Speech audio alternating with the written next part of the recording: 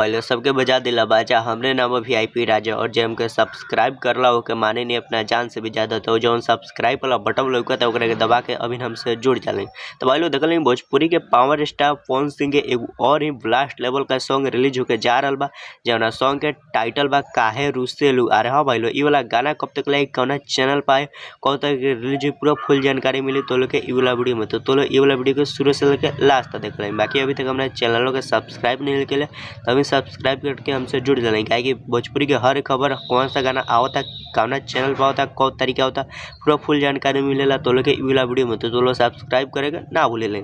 तो भाई लोग देखल लगी जो वाला गाना बा खेसारी लाल मतलब पावर स्टार पवन सिंह ये वाला जो गाना बा काहे रुसेलू, तो भाई लोग बहुत ही बेस्ट, बहुत ही झकास बा और भाई लोग बहुत ही हाई लेवल के ये वाला सॉन्ग होके वाला बा पावर स्टार पवन सिंह के।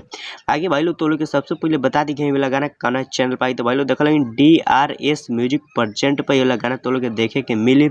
और भाई लोग मतलब कॉमिंग सॉन्ग के पोस्टर रिलीज हो गए बा और भाई लोग बहुत जल्दी गाना भी तो लोग के सामने आवे वाला बा DRS म्यूजिक प्रेजेंट चैनल पर, मतलब भोजपुरी के चैनल पर वाला गाना तो लोग बहुत जल्द ही देखे के मिले।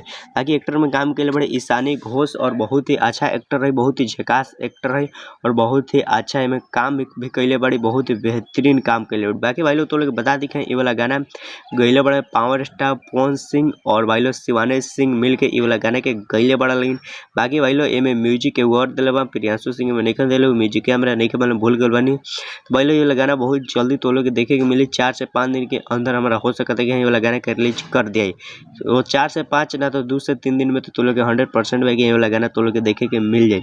बाकी तो लोग ये वाला गाना कैसा लागी, मतलब पोस्टर रिलीज हो गल बजा कर तो लोग देख सकत रही।